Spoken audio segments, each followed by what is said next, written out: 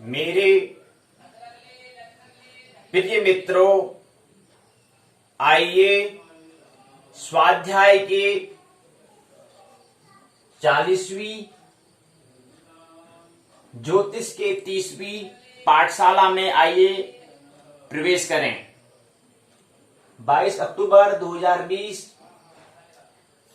दिवस 40वां, ज्योतिष का दिवस 30वां। 30वीं पाठशाला ज्योतिष की और संपूर्ण पाठशाला का दिवस जो है वह है 40वां दिवस, 40वीं पाठशाला आज। आइए प्रवेश करें। JY 102 जन्म कुंडली निर्माण खंड 5 दशा साधन इकाई तृतीय इकाई जो है, आइए उसको समझने का प्रयास करते हैं। उत्तराखंड मुक्त विश्वविद्यालय के पाठ्यक्रम के तहत हम यहाँ पर बात कर रहे हैं, जैसा कि आप जानते हैं। उत्तराखंड मुक्त विश्वविद्यालय स्नातक प्रथम वर्ष का प्रथम प्रश्न पत्र पूर्ण हो चुका है विषय ज्योतिष का, जिसका नाम JY 101 ब्रह्मांड एवं काल, ये पूर्ण हो चुका है। यह प्रश्न पत्र ज्योतिष का ही द्वितीय प्रश्न पत्र, प्रथम वर्ष का द्वितीय प्रश्न पत्र JY 102 जन्म कुंडली निर्माण को हम समझने का यहाँ पर प्रयास कर रहे हैं। कैसे जन्म कुंडली निर्माण करते हैं, जन्म कुंडली का कैसे निर्माण होता है, इसको हम समझने का प्रयास कर रहे हैं। इसके अंतर्गत हमने 4 खंडों के बारे में हमने पूरी बात कर ली है। 5वां खंड और उसके अंतर्गत अंतिम इकाई जो 5वां खंड, इसका नाम दिया है दशा साधन। इसके अंतर्गत हमने 2 इकाई, पहली और द्वितीय इकाई हमने समझ लिया है। आज तृतीय इकाई है और ये जैसी ही तृतीय इकाई पूर्ण होगी ऐसे ही क्या होगा, ये जन्म कुंडली निर्माण JY 102 जन्म कुंडली निर्माण ज्योतिष का द्वितीय प्रश्न पत्र जो है प्रथम स्नातक प्रथम वर्ष का, वह क्या हो जाएगा, पूर्ण हो जाएगा। इसके बाद फिर 2 दिन हम प्रश्नोत्तर चर्चा करेंगे, इससे संबंधित या जीवन से संबंधित प्रश्न हम यहाँ पर करेंगे।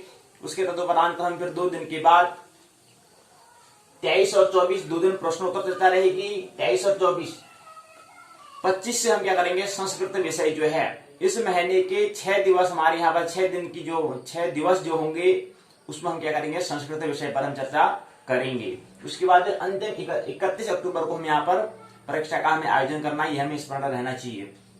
तो 31 अक्टूबर को हम यहाँ पर ज्योतिष के जो हमने ज्योतिष विषय में जो ज्योतिष है उसके अंतर्गत जो 2 प्रश्न पत्र हैं, पहला और दूसरा, इन दोनों को हमें समझने का प्रयास हम 31 अक्टूबर को यहाँ पर परीक्षा का आयोजन वहां पर हम करने का प्रयास करेंगे।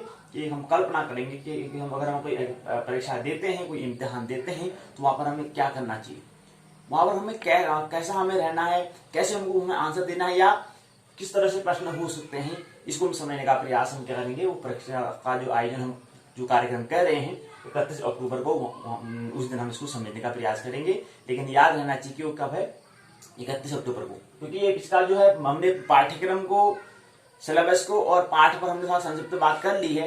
एक दिन हमें क्या है कि उसका थोड़ा परीक्षा भी कैसा होता है उसको भी हम पूर्ण कर लें, ताकि फिर हम द्वितीय प्रश्न पत्र में प्रवेश करें। फिर द्वितीय प्रश्न पत्र 31 अक्टूबर, फिर 1 नवंबर से फिर क्या करेंगे, संस्कृत विषय पर हम बात हम कर रहे हैं, जो कि 6 दिन हमने यहाँ पर बात कर लेंगे। उसके बाद फिर 1 दिन बीच में क्या है, परीक्षा का आयोजन करना। 31 अक्टूबर को हम परीक्षा का आयोजन करेंगे। उसके बाद फिर 1 नवंबर से फिर जो संस्कृत विषय है, संस्कृत विषय का जो हम 6 दिन की हम पाठशाला कर चुके थे, उसके बाद 7वीं पाठशाला पर हम प्रारंभ करेंगे 1 नवंबर से। तो ये हमें स्मरण रखना कि क्या क्या कार्यक्रम हो रहे हैं यहाँ पर। BJP भूमंच ज्योतिष पाठशाला क्या कार्यक्रम है उनके, इसको हम समझना अनिवार्य है। कि कार्यक्रम के बारे में अगर पता होगा, शेड्यूल के बारे में पता होगा, तो हमें फिर दिक्कतें परेशानी नहीं होगी। हम मानसिक तौर पर, शारीरिक तौर पर हम तैयार रहेंगे। हमारी योजना प्लानिंग होनी चाहिए, ताकि हम वो स्थिति आई, जो कोई भी दशा, कोई भी स्थिति आती है, कोई भी कंडीशन आती है, हम तैयार रहें, मानसिक और शारीरिक दोनों से मन से भी तैयार रहें और शरीर से भी तैयार रहें, और ज्यादा प्रयास करें तो आत्मा से भी तैयार रहना चाहिए।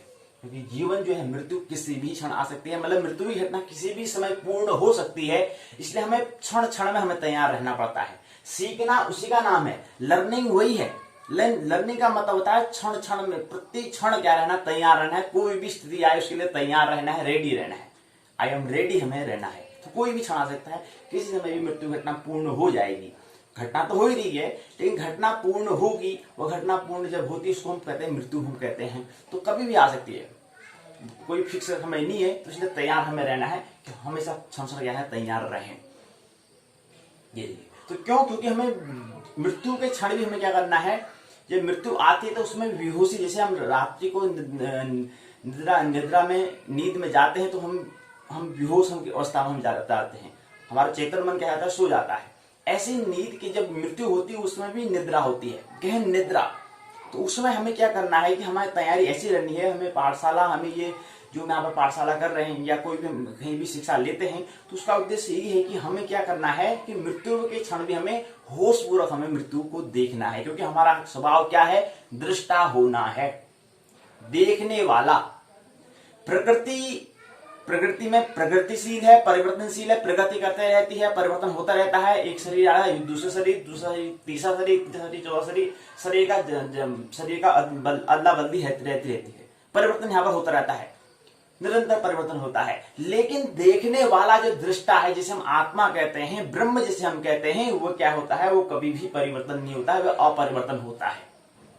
ये स्मरण रहना चाहिए। पंखा घूम रहा है तो पंखा निरंतर क्या कर रहा है, गतिशील अवस्था में है, गति करेगा तभी हमें हवा मिलेगी उससे, हम नहीं तो अन्यथा अगर स्थिर हो जाएगा तो हवा हमें नहीं देगा पंखा।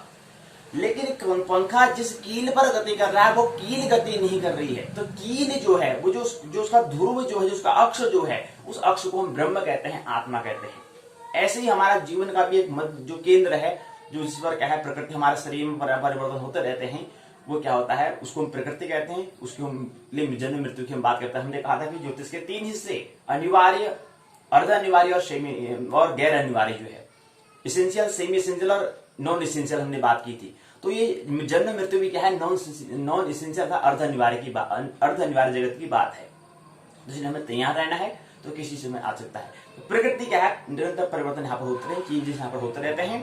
तो क्यों ना हम भी शिक्षा के माध्यम से मन के, अपने शारीरिक तल पर तो प्रकृति अपना काम कर रही है, हमें भी हमारा भी दायित्व, कर्तव्य बनता है, हमारी भी ड्यूटी बनती है, हमारी भी जॉब बनती है कि हम क्या करें, अपने मानसिक मनोचिकित्सा, हम साइकोथेरेपी हम करें, मन का उपचार हम करें, ताकि हम भी फिर क्या है, जो हमारा जो स्वरूप है उस स्वरूप में हम स्थिर रहें। इसलिए हमें क्या करनी है, इसकी थेरेपी, चिकित्सा हमें करनी है। और शिक्षा यही है, शिक्षा मतलब मनोचिकित्सा करना, अपनी मन का इलाज करना, वो हम खुद भी कर सकते हैं। अगर अपनी शिक्षा को अच्छा बनाना चाहें तो हम खुद भी अगर हमारी शिक्षा अच्छी हो जाएगी तो हमारे खुद अपना मन की चिकित्सा हम कर देंगे। तो कोई चीज ज्यादा जाने की जरूरत, कहीं डॉक्टर के, चिकित्सक के पास जाने की आवश्यकता नहीं है। लेकिन शिक्षा का क्या महत्व है, यह जब हमें समझ में आए तभी हम मन चिकित्सा हम कर सकते हैं। मन का उपचार के लिए शिक्षा क्या है, शिक्षा का जो बुनियाद है वो क्या है, मन की उपचार हमें करना है, उसका बुनियाद मन है, अर्थात मन की चिकित्सा, मनोचिकित्सा की बुनियाद पर क्या है, शिक्षा खड़ी है। ये बात हमें समझना है, एजुकेशन क्या है, खड़ी है। तो आइए आज की पाठशाला में आइए हम प्रवेश करें 40वीं पाठशाला और ज्योतिष की 30वीं पाठशाला में। तो हमने कहा कि पाठशाला यहाँ पर हमारे 2 भाग में होते हैं। पहला भाग पाठ्यचर्या, प्रश्नोत्तर चर्चा। पाठ्यचर्या मतलब इसको आंग्ल भाषा में करिकुलम। भाग 2 पाठ्यक्रम, सिलेबस, अर्थात पाठ्य चर्चा, पाठ में क्या करनी, चर्चा करनी, डिस्कस करना। तो आइए प्रथम भाग में भी हम यहाँ पर बात करते हैं, जो हम बात कर रहे हैं NTA NET UGC के बारे में हम बात कर रहे हैं। दूसरा है यहाँ पर भाग 2 में पाठ्यक्रम है, इकाई 3 है। पहले प्रश्न पत्र तो हमें पता ही है, JY 102 जन्म कुंडली निर्माण प्रश्न पत्र है, अर्थात किताब का नाम क्या है, जन्म कुंडली निर्माण है। खंड 5 है, दशा साधन है। इकाई 3 है, इकाई 3 का नाम है योगिनी दशा एवं अंतर साधन। ये क्या दिया है, इस इकाई का नाम दिया हुआ है। तो ये भाग 2 में पाठ्यक्रम हम इसको समझने का प्रयास करेंगे। कुछ यहाँ पर हम बातें और हमें समझनी होंगी, इसको थोड़ा बहुत समझेंगे, उसके बाद फिर हम अपनी पाठशाला को पूर्ण कर देंगे। तो 2 मुख्य बिंदु यहाँ, 2 भाग इसके होते हैं, 2 भाग को हम समझने का प्रयास करेंगे। तो आइए आज की पाठशाला में प्रवेश करें। तो NTA जो है, उससे पहले थोड़ा सा हम इसको समझ की और बात बता देते हैं सूत्र के माध्यम से। कल जो संबंधी हम कल जो हमने बात की थी कि दिनचर्या, ब्रह्मचर्या की हम कुछ वहां पर बात कर रहे थे। तो ब्रह्मचर्या में हमने कहा था कि जो ब्रह्म की जैसी चर्या के बारे में हम बात कर रहे थे, तो ऐसे ही स्त्री जो है उसको गृहस्थी के लिए उसका क्या कार्यक्रम होना चाहिए। एक स्त्री है, उसके लिए जब वो गृहस्थ आश्रम में प्रवेश करती है तो उसका कार्यक्रम, उसका टाइम टेबल क्या होना चाहिए, उसके बारे में थोड़ा संकेत हम समझेंगे। ज्यादा विस्तार से बात नहीं करेंगे, केवल एक संकेत समझ रहे हैं, उसको समझ लेते हैं। फिर अपने हम भाग 1 की NTA NET UGC पर हम चर्चा करेंगे। आइए उसको समझ लेते हैं, फिर वहां पर दूसरे चरण में चलेंगे। तो कह सकते हैं पहला चरण ये है, दूसरा चरण ये है। आज के भाग 1 जो पाठ्यचर्या जो है, इसमें भी 2 चरण हम कह सकते हैं। पहला चरण है कि स्त्री का जब गृहस्थ आश्रम में प्रवेश करती है तो उसका क्या कार्यक्रम होना चाहिए। दूसरा है कि NTA NET UGC के बारे में समझने का प्रयास करेंगे। तो स्त्री का गृहस्थी कार्यक्रम 7 चरणों में है। पहला चरण है दैनिक कार्य 3 घंटे में, 7, 8, 9, 6 से 9 हम इसको ले सकते हैं। दूसरा है वार्ता 1 घंटा, 9 से 10 बजे तक, यानी कि 1 घंटा। तीसरा है स्वाध्याय 4 घंटा, अर्थात 11, 12, 1, 2, ये क्या है 4 घंटे हैं। उसके बाद फिर चौथा है गृहिणी, जो घर के काम करने होते हैं, उसके लिए 6 घंटे का वक्त। स्वयं को अपना समय देना है 1 घंटे का वक्त। और उसके बाद फिर हमें कुछ अनुभव हमें जो लेने हैं, प्रकृति को समझने के लिए हमें कुछ जो प्रकृति का क्या, प्रकृति के रहस्य को हमें समझना है, भूख हम कह सकते हैं उसको, इसके लिए 3 घंटे का वक्त। उसके बाद सातवां जो है वह है विश्राम 6 घंटे का, और जागरण क्या होगा सुबह 6 बजे का। ये ऐसा क्या है कि इनका कार्यक्रम हम कह सकते हैं। तो क्या है, ये दैनिक कार्यक्रम में बताया जाए कि अगर कोई स्त्री है तो स्त्री को मतलब हमने यहाँ पर स्वाध्याय क्या है, स्वाध्याय कहने का मतलब है स्त्री। विज्ञान में हम देखते हैं कि कोई भी हमारे यहाँ में अगर कोई साहित्य देखते हैं, कोई शास्त्र देखते हैं, तो वहां पर अधिकतर हम देखते हैं कि वहां पर पुरुष ने क्या कर रखा है, उसका सृजन किया है। स्त्रियों का ज्यादा योगदान उसमें नहीं रहा है, न रहा है। ऐसा क्यों? या हम ऐसा भी दे सकते हैं कि हम अगर विश्व में अगर हम सबसे बड़ा पुरस्कार नोबेल प्राइज अगर हम बात करें, नोबेल पुरस्कार की अगर बात करें, वहां पर भी योगदान पुरुष का ज्यादा है, स्त्रियों का बहुत कम योगदान है, चाहे वो विज्ञान के जगत में या कोई भी जगत में हो। तो नोबेल प्राइज में भी क्या है, स्त्रियों का योगदान कम है। तो स्त्रियों का क्या है, दोनों तरफ उसका क्या करना है, सृजन करना है। हालांकि उसका पहला सृजन तो क्या है, मां बनना ही सबसे बड़ा सृजन तो वही है, क्योंकि पुरुष का भी जो हम कह रहे हैं जन्म होता है, तो पुरुष को जन्म देने का भी भार क्या है, स्त्री पर ही जाता है। लेकिन वो जन्म उसके सृजन करने के बाद भी उसके अलावा भी सृजन करना चाहिए। तो इसलिए इसको हमने 4 घंटे का हमने कहा कि स्वाध्याय कुछ स्त्री को भी करना चाहिए। अपने संबंधी स्त्री ने जन्म तो दे दिया, लेकिन उसके बाद भी कुछ अपना स्वाध्याय को, जो उसके अंदर हुनर, जो कौशल है, जो विज्ञान को जन्म देना है, उसको भी क्या करना चाहिए, स्त्री को करना चाहिए। वो चाहे 4 घंटे उसका अपने समय के हिसाब से करना चाहिए। तो विज्ञान का फिर क्या होगा, उसमें भागीदारी होगी। विश्वविद्यालय के जब हम विद्यालय से फिर महाविद्यालय, फिर आगे उच्च शिक्षा में जब जाते हैं, तो वहां पर फिर विज्ञान पर ज्यादा स्त्रियों का योगदान नहीं रहा है। तो स्त्रियों का योगदान रहे, ऐसा हम यहाँ पर कार्यक्रम रखा है। स्त्री का जब गृहस्थ आश्रम है, तो गृहस्थ आश्रम में रहने के बाद भी उसको क्या करना है, विज्ञान को जन्म देना है। तो घर का काम तो करना ही है, लेकिन फिर उसमें जो खाली वक्त में खाली फिजूल की व्यर्थ की बातें नहीं करनी है। तो फिजूल की व्यर्थ बातें करने से हल होने वाला नहीं है। कुछ यहाँ पर विज्ञान का भी योगदान स्त्री के द्वारा भी होना चाहिए। इसलिए हमने बताया कि क्या स्त्री का जो गृहस्थी कार्यक्रम जो हम बता रहे हैं, टाइम टेबल के बारे में बता रहे हैं, वो 7 चरण हमने कहा है। पहला दैनिक कार्य 3 घंटा, 7 से 8, 9। उसके बाद दूसरा है वार्ता 1 घंटा, 9 से 10 की 1 घंटा। यहाँ पर हमने वार्ता बताई। वार्ता मतलब होता है कि आपस में भी बात करनी चाहिए, पति पत्नी को आपस में बात में करना चाहिए। कब बातें नहीं करते, फिजूल में लगे, गपशप में लगे रहते हैं, फोन में लगे हैं, नहीं। आप गृहस्थ आश्रम में आगे हैं, तो आप स्त्री का स्वभाव, पुरुष का स्वभाव को समझने का आपका क्या है, सुअवसर आपको मिला है। तो समझना है, वार्ता करनी है, कम्युनिकेशन करना है, संवाद करना है, प्रश्न पूछना है। तो ये क्या है, प्रकृति को हमें समझना है, ताकि फिर वानप्रस्थ जो संन्यास एक स्थिति है, उसके बाद हमें तैयार भी तो होना है, ये चीज हमें देखना है। तो वार्ता 1 घंटे का वार्ता करनी चाहिए। फिर स्वाध्याय हमने बता दिया कि विज्ञान का जन्म होना चाहिए। उसके बाद फिर गृहिणी जो घर के काम है, उसको 6 घंटे में पूरा निपटा लेना है। उसी में ज्यादा उलझना नहीं है कि ले काम लगे पड़े लगे, उसमें 6 घंटे में उसको पूरा निपटा लेना है, उसको पूर्ण कर देना है। स्वयं को जानना है, अपने आप को जानने के लिए, स्त्री को इतना करने के बाद भी क्या है, अपने आप को जानने के लिए भी क्या है, समय देना है। 1 घंटे तो उसको करना है, ध्यान के लिए, प्रेम के लिए, या भक्ति के लिए, प्रार्थना के लिए, पूजा के लिए, कोई भी है, 1 घंटा वक्त देना चाहिए।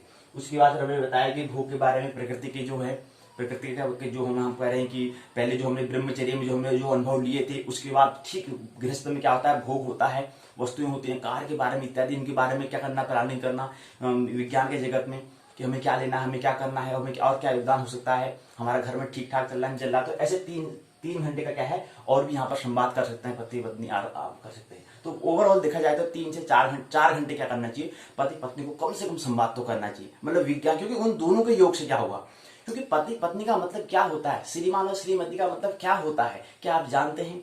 जानना चाहिए।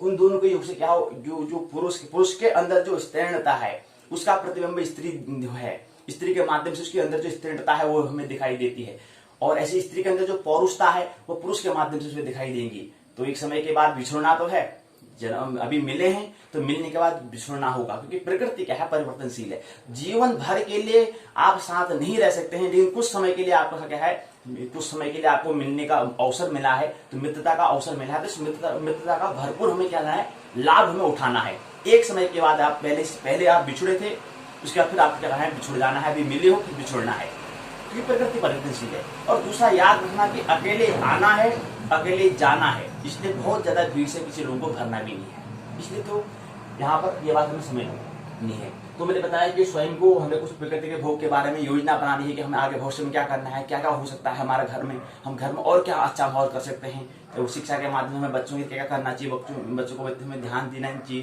तो ये बहुत सारी ढेर सारी बात हम 3 घंटे के बारे में हम जो कह रहे हैं, इसके बारे में, प्रकृति के बारे में हम यहाँ पर बात करें तो उसके लिए 1 घंटा कितना देना चाहिए। उसके बाद फिर क्या है, विश्राम करना चाहिए, 6 घंटे का विश्राम, 1 घंटे ज्यादा, 6 घंटे का कम से कम विश्राम होना चाहिए। यह विश्राम की मैंने बात की। तो जागरण फिर 6 बजे हो सकता है, या किसी अन्य के लिए जो सुविधा है उस हिसाब से करें।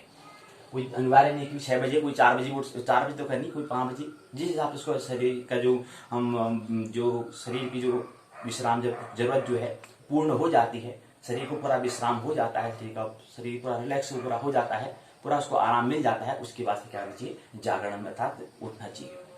ये चीज है। तो यहाँ पर क्या आता है, पहला भाग पूर्ण होता है, पहला चरण, भाग उनका पहला चरण पूरा होता है। आइए दूसरे चरण में हम प्रवेश करें। दूसरा चरण है भाग 1 का, पाठ्यचर्या का।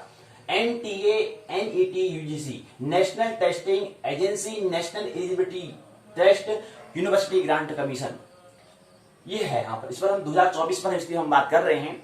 तो कहा था, पुस्तक का नाम दिया था शिक्षण एवं शोध अभियोग्यता। शिक्षण क्या होता है, टीचिंग किसे कहते हैं, ये हमने समझ लिया है, और शोध अभियोग्यता, मतलब इस पुस्तक का नाम NTA ने क्या दिया है, मुख्य रूप से 2 भाग पर उसने बताया है, शिक्षण और शोध, टीचिंग और रिसर्च के बारे में बताया है। तो टीचिंग, शिक्षण जो है उसको हमने समझने का प्रयास कर लिया है, कल की पाठशाला में इसको पूरा समझा। आज हम यहाँ पर शोध के बारे में समझने का, रिसर्च के बारे में कुछ समझने का प्रयास करेंगे। तो खंड 1 के अंतर्गत हमने शिक्षण अर्थात शिक्षण अभिवृत्ति, टीचिंग एप्टीट्यूड को हमने समझने का प्रयास किया था। अब हम खंड 2 में शोध अभिवृत्ति को, रिसर्च एप्टीट्यूड को समझने का हम प्रयास करेंगे। इसके अंतर्गत जो खंड 2 शोध अभिवृत्ति रिसर्च एप्टीट्यूड जो है, इसके अंतर्गत इकाइयां हैं। पहली इकाई है शोध, रिसर्च, और रिसर्च के अंतर्गत आता है कि शोध शब्द है, इसका अर्थ, इसकी मीनिंग क्या होती है, इसके अर्थ से आप क्या समझते हैं, और इसके प्रकार, शोध के कितने प्रकार, शोध कितने प्रकार का हो सकता है, और उसके बाद की विशेषताएं, इसकी क्या विशेषता है। उसके बाद क्या प्रत्यक्षवाद और उत्तर प्रत्यक्षवाद, प्रत्यक्षवाद और उत्तर प्रत्यक्षवाद क्या होता है, ये शोध के अंतर्गत। उसके बाद है शोध के उपागम, ये पहली इकाई में शोध को हम समझने, जो शोध नाम की जो पहली इकाई है, इसमें हम समझने का प्रयास करेंगे। अर्थ, प्रकार, विशेषताएं, प्रत्यक्षवाद एवं उत्तर प्रत्यक्षवाद, और उसके साथ शोध के उपागम, ये पहली इकाई में। दूसरी इकाई में शोध पद्धतियां, शोध की क्या पद्धतियां हैं, ये दूसरी इकाई का नाम दिया है। इसके अंतर्गत प्रयोगात्मक, विवरणात्मक, ऐतिहासिक, गुणात्मक और मात्रात्मक, ये क्या है, शोध पद्धतियां के अंतर्गत दी हुई कुछ बिंदु हैं, कुछ चरण हैं।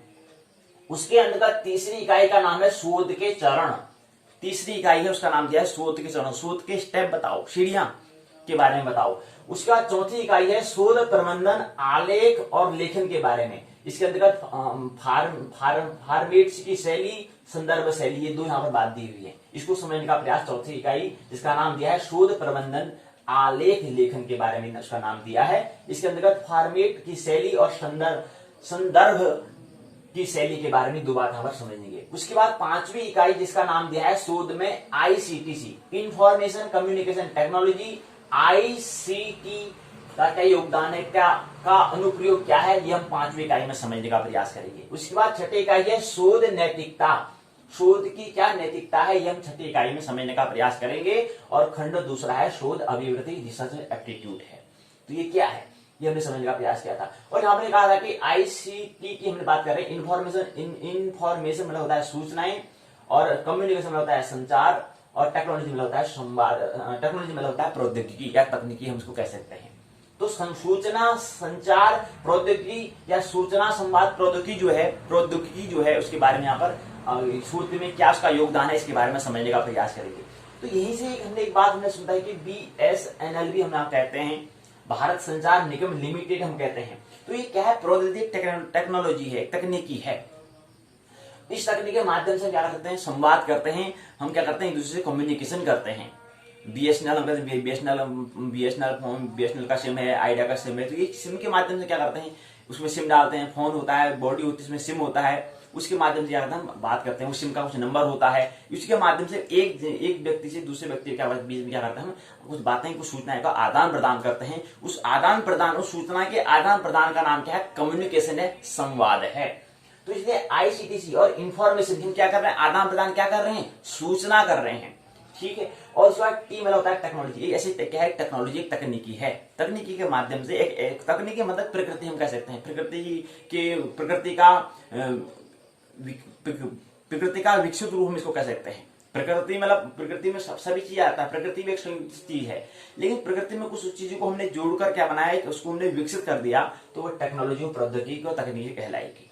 कहने का मतलब है जो हमारी छड़ी है, छड़ी भी पहले क्या थी, प्रकृति थी होगा, लेकिन बाद में कुछ हमने कुछ आकार, कुछ आकृति इसको दे दिया है, शेप कुछ दे दिया है, तो ये छड़ी बन गया है। लेकिन पहले क्या है, क्या वो वाकई में क्या है, पदार्थ है, द्रव्य है, लेकिन इसका आकार देने से क्या उसका नाम छड़ी आ गया है। ऐसे कुछ तकनीकी होती हैं, जो फोन है, फोन पे कुछ वस्तु वगैरह था, कुछ मैटर था, कुछ द्रव्य था, लेकिन आपको पदार्थ था, अब वो क्या बन चुका है, एक तकनीकी का माध्यम बन चुका है, एक क्या बन चुका है, पदार्थ, प्रोडक्ट बन चुका है, इसलिए है, लेकिन क्या है, प्रकृति के अंतर्गत ही बात करते हैं। तो सूचना संचार क्या है, शोध का जो फील्ड है वहां पर तकनीकी का क्या योगदान है, क्या उसका अनुप्रयोग है, ये हम समझने का प्रयास यहाँ पर करते हैं। उसके बाद हमने कहा कि भारत संचार निगम लिमिटेड हो गया। इसके बाद हमने कहा कि यहाँ पर एक बात और हमें समझनी है, शोध का अर्थ क्या है, शोध किसे कहते हैं। मुख्यतः शोध का मतलब होता है विज्ञान का जन्म, विज्ञान का सृजन, और विज्ञान का सृजन करने के लिए हमें क्या करना पड़ेगा, प्रश्न, और प्रश्नों के लिए संभावनाओं की आवश्यकता है, और संभावना के लिए विज्ञान क्या है, प्रयोगशाला है, लैबोरेटरी है। प्रयोगशाला है विज्ञान, तो संभावना होनी चाहिए, और संभावना के नंबर, संभावना मतलब उसके अंदर बीज में होना चाहिए, उसके अंदर उसके संस्कार बीज में। हम कहते हैं कि कोई वैज्ञानिक बनता है तो उसके अंदर क्या था, कौशल था, हुनर था, इसलिए वो वैज्ञानिक बना।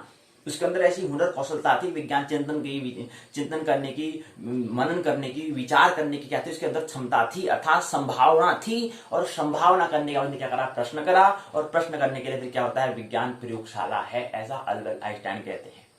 तो विज्ञान का जन्म विज्ञान प्रयोगशाला है, लेकिन संभावना और संभावना के लिए प्रश्न, और प्रश्न की प्रयोगशाला विज्ञान है। तो मुख्यतः हम कहते हैं कि शोध मतलब होता है विज्ञान का जन्म, विज्ञान का सृजन, प्रकृति का उसका जो अप्रकट रूप है उसको प्रकट में लाना, जो बीज रूप पड़ा है उसको फल के रूप में प्रकट करना, ये चीज को क्या है, शोध वो कहलाता है, रिसर्च वो कहलाता है। और एक होता है शोध, एक होता है बोध। शोध का ठीक विपरीत बोध। बोध क्या होता है, धर्म का जन्म, मतलब यहां पर कोई अपने अंतस में, अपने अंदर कुछ हमें क्या करना होता है, कुछ उपलब्धि, कुछ अचीवमेंट हमें करना होता है। कह सकते हैं ध्यान, कह सकते हैं प्रेम, कह सकते हैं भक्ति, ये हमें क्या करना है, कह सकते हैं कि अपना जो विस्मरण हमको हुआ है, स्मरण कि हमें कुछ पहले हमें क्या कर सकती है, बोध की आवश्यकता है। किस चीज की आवश्यकता होती है, बोध की आवश्यकता होती है। मतलब कहने का मतलब है प्राथमिक चरण शोध है, उसके बाद का जो चरण आता है वो आता है बोध। तो यहाँ पर कुछ सृजन नहीं, यहाँ पर केवल मैं दृष्टा हूं का क्या होना चाहिए, स्मरण होना, वो क्या कहलाता है, बोध कहलाता है। इसलिए एक शब्द होता है आत्मबोध, अपना बोध होना, अपना स्मरण होना, अपना स्मरण हो जाना, वो क्या है, आत्मबोध कहलाता है। इसलिए एक शोध है, एक रिसर्च है, एक बोध है, तो बोध होना महत्वपूर्ण है। तो शोध प्राथमिक चरण अर्थात हम कह सकते हैं कि क्या है, विज्ञान का सृजन की हम बात करते हैं, और बोध जो होता है धर्म का जन्म हम कह सकते हैं। अर्थात अपने मन का क्या हमने क्या करना है, अपने मन के स्वभाव को समझना है कि हमारा मन कैसा होता है। उसके बाद अपने अंतस में जो मन में विचार आ रहे हैं उनको देखना होता है, तो हमारा स्वभाव क्या है, मैं इतनी चीज, इतना परिवर्तन, इतना मन में इतने सारे विचार चल रहे हैं, इतना सब कुछ चल रहा है, लेकिन उसके बाद भी मैं कौन हूं, ये प्रश्न का उत्तर जो प्राप्त कर लेता है, जिसने उस प्रश्न का कि मैं कौन हूं, का जिसने उत्तर प्राप्त कर लिया है वही व्यक्ति क्या कहलाएगा, अर्थात व्यक्ति को बोध हो चुका है, मैं कौन हूं का उसका उत्तर उसको मिल चुका है। ये अर्थात उसका जब मैं उसका उत्तर आता तो क्या होता है कि उसे लगता है कि यार मैं तो कुछ हुई नहीं, मैं तो केवल देखने वाला हूं, दृष्टा हूं, दृश्य नहीं हो, प्रकृति नहीं हो, मतलब ब्रह्म। मेरा तो स्वभाव क्या है, स्वभाव मेरा क्या है, देखना है। मैं कर्म में कर्ता को जो उलझ रहा था तो मैं तो कर्ता था ही नहीं, करने वाला तो कोई और, मैं तो केवल देखने वाला दृष्टा हूं। ऐसा जो जिसको बोध हो जाता है उसको, जिसका स्मरण हो जाता है उसको, ऐसे स्मरण को हम बोध कहते हैं। तो ये हमने बताया। और दूसरा हमने कहा था कि सनराइज और सनसेट, सूर्योदय जो होता है आजकल, यहाँ पर अभी सूर्योदय 6:18 में सूर्योदय हुआ था और सूर्यास्त जो है 17:34 में, 5:34 में क्या होगा, सूर्यास्त होगा। तो सनराइज और सनसेट की हम बात करते हैं। तो सनराइज जो है, जो दिन का आजकल जो समय हो रहा है, जो दिन हो रहा है, वो हम वैसे आमतौर पर कहते हैं कि दिन 12 घंटे का दिन, 12 घंटे का रात होता है। लेकिन आजकल जो दिन जो है वो, आजकल जो दिन है क्या है, 11 घंटे। आज का जो दिन जो होगा कहेंगे तो आज का पूरा दिन कितना होगा, 11 घंटे 16 मिनट का दिन होगा। और रात्रि कितनी होगी, 12 घंटे 44 मिनट की क्या होगी, रात्रि होगी। आजकल ऐसा, आजकल क्या होते हैं, दिन रात बड़ी होती है, दिन छोटे होते हैं, ये पता हम यहाँ से चल रहा है। क्योंकि सनराइज सूर्योदय 6:18 में सूर्योदय हो रहा है और सूर्य अस्त जो सनसेट जो हो जा रहा है वो 17:34 में क्या हो जा रहा है, अस्त हो जा रहा है। तो इसका मतलब अगर हम 6 से 18 से 17 से बज के 34 मिनट तक अगर बीच की जो हम समय अवधि देखते हैं कितने घंटे होते, तो वो होते हैं 11 घंटा 16 मिनट का क्या होता है, अंतराल होता है।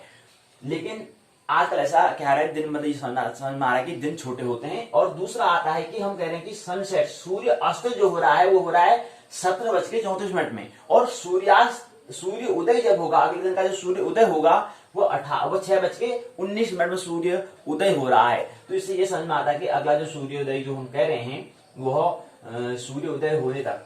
दिन किसे कहते हैं, रात किसे कहते हैं, दिन सूर्य उदय के बाद सूर्यास्त के बीच के अंतराल को हम दिन कहते हैं, और सूर्य अस्त के बाद अगले दिन सूर्य उदय होने के बीच के अंतराल को हम रात, हम इसको कहते हैं, दिन रात उसको हम कहते हैं। तो यहाँ पर अगले दिन जो सूर्य उदय हो रहा है वो कितने, 6:18 में हो रहा है। तो पूरा अगर उसके बीच का जो अंतराल जो समय है वो 12 घंटे 44 मिनट का क्या अंतराल है। तो रात जो हो रही है आजकल 12 घंटे से ऊपर हो रही है, मतलब इसीलिए हम कहते हैं, ये प्रूव हो चुका है, इसीलिए प्रूव हो चुका है कि इसलिए हम इसको कह सकते हैं कि हम सिद्ध कर सकते हैं, सिद्ध हमने कर लिया, या हम कह सकते हैं कि हम ये जान लिया कि क्या है, आजकल रात बड़ी होती है, दिन छोटे होते हैं। क्यों, क्योंकि यहाँ पर 12 अमूमन जो है दिन क्या होता है, 12 और 12 घंटे का दिन, 12 घंटे का रात होता है। लेकिन यहाँ पर 11 घंटे 16 मिनट दिखा रहा है, इनकी 12 घंटे से कम मान है। इसका अर्थात दिन का मान क्या है, 12 घंटे से कम का है, इसलिए हम कहेंगे दिन छोटा है। और यहाँ पर रात का मान 12 से ज्यादा का है, 12:44 हो रहा है, इसलिए हम कहेंगे रात बड़ी है। ये हमें समझने का प्रयास यहाँ पर किया। तो ये बात हमने समझी। और याद रहे, अकेले खड़े होने का साहस रखो, चाहे सारी दुनिया आपके विरोध में क्यों न हो। एक विचार और ले लें, हमारे लिए तो विचार है, अब इस विचार को हमारे लिए कैसे उसको हम तथ्य बनाएं, ये हमारे ऊपर बात है। एक विचार है कि अकेले खड़े होने का साहस रखो, चाहे सारी दुनिया आपके विरोध में क्यों न हो। अकेले खड़े होने का साहस रखो, ये क्या मतलब है, ये क्या है, एक विचार है। इस विचार को हमें तथ्य बनाना है, इसको समझना है, इसे प्रश्न करना है। अब इस विचार को समझते हैं। कह रहे हैं कि अकेले खड़े होने का साहस रखो, चाहे सारी दुनिया आपके विरोध में क्यों न हो। याद रखना, हम कहते हैं ना, सत्य हमेशा कड़वा होता है, ये बिल्कुल ही उचित बात नहीं है। सत्य कड़वा नहीं होता है। सत्य सुनने के हम अभी सत्य को सुनने की अभी हमारी तैयारी नहीं है। सत्य कभी भी कड़वा नहीं होता है, ये स्मरण रहना चाहिए। सत्य की सुनने की हमारी तैयारी नहीं है। हमारी तैयारी नहीं होने के कारण कहते हैं सत्य हमेशा कड़वा होता है, हम ये कहते हैं। लेकिन ये विचार, ये विचार जो दिया है, ये विचार ही है। लेकिन इस पर अगर हम जब हम इसको अपना अनुभव बनाएंगे तो अनुभव बात आएगी, यार बात तो ठीक, इसकी विपरीत हो रही है। सत्य सुनने का हमने भी सत्य सुनने की हमें तैयारी नहीं की है। सत्य तो हमेशा क्या होता है, मधुर मिठास वाला होता है, लेकिन हमारे क्या होते हैं, हमारे मन की तैयारी नहीं होती। इसलिए हम जो किसी ने हमसे कहीं से किसी ने बोल दिया, उठा के बोल दो, भाई क्या करना है, कौन सा। ये देखो यहाँ पर समझो, यहाँ पर हम शोध की, रिसर्च की बात कर रहे हैं। तो रिसर्च का मतलब होता है कोई भी चीज को ऐसे ही मान नहीं लेना है। मतलब शोध का मतलब हम कह सकते हैं कि मानना नहीं, जानना। तो रिसर्च का मतलब होता है कि कह रहे हैं कि सत्य हमेशा कड़वा होता है।